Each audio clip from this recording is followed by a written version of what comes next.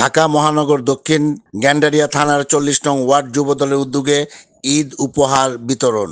রবিবার বিকেলে ঢাকা মহানগর দক্ষিণ গ্যান্ডারিয়া থানার ৪০ নং ওয়ার্ডের বিভিন্ন আন্দোলন ও সংগ্রামে রাজপথের লড়াকু সৈনিকেরা এবং বিগত ১৫ বছর স্বৈরাচারী সরকারের নির্যাতন নিপীড়নের শিকার যুবদল কর্মীদের মাঝে ঈদ উপহার বিতরণ অনুষ্ঠানে ৪০ নং ওয়ার্ড যুবদলের সাবেক সদস্য সচিব নাভেদ হোসেন রাজনের সভাপতিত্বে অনুষ্ঠানে প্রধান অতিথি হিসেবে উপস্থিত ছিলেন ঢাকা মহানগর দক্ষিণ বিএনপির যুগ্ম আহ্বায়ক সাবেক কাউন্সিলর মুকবুল ইসলাম খান টিপু। বিশেষ অতিথি হিসেবে উপস্থিত ছিলেন গ্যান্ডারিয়া যুবদলের সাবেক সদস্য সচিব জনি ভুইয়া। ৪০ নং ওয়ার্ড যুবদলের সাবেক যুগ্ম আহ্বায়ক মোহাম্মদ সাদিয়ার সঞ্চালনায় অনুষ্ঠানে বক্তারা যুবদলের কর্মীদের দীর্ঘ ১৫ বছরের মামলা হামলা ও আন্দোলন সংগ্রামের বিভিন্ন দিক তুলে ধরে বক্তব্য রাখেন। অনুষ্ঠানে আরো উপস্থিত ছিলেন সাবেক সিনিয়র সহসভাপতি মঞ্জু আহমেদ হীরা, যুগ্ম সাধারণ সম্পাদক মোহাম্মদ মুসা, প্রচার সম্পাদক মোহাম্মদ জুয়েল, গ্যান্ডারিয়া যুবদলের সাবেক যুগ্ম আহ্বায়ক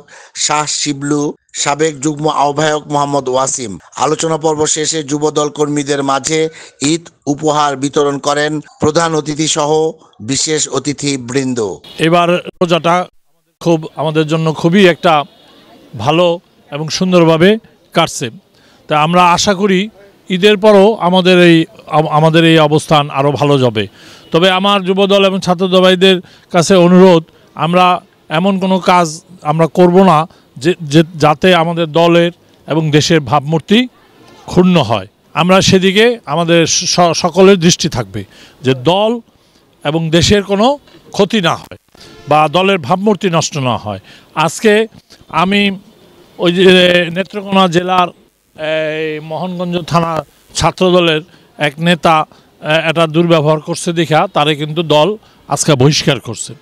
আমরা নিজেদের কাজ করব, পাশাপাশি জনগণের খেদমত করব। Report S K Mamun, NAN TV, Dhaka.